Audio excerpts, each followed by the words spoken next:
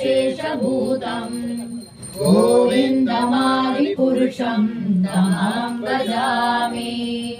मायादियस्य जगदण्डशतानि सूते त्रैगुण्यतद्विषयभेदविधायमाना सत्त्वावलम्बिपरसत्त्वम् विशुद्धसत्त्वम् गोविन्दमादिपुरुषम् तमहं भजामि।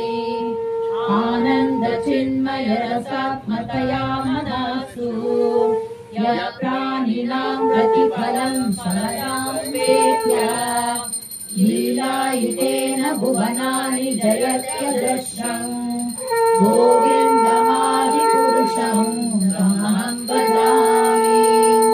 गोलोकनाम्नि निजधाम्नि कलेचरस्य देवी महेश हरिधामन्तेषु तेषु ते प्रभावनिलया हिताश्रयेण गोविन्दमादिपुरुषम् तमहं भजामि।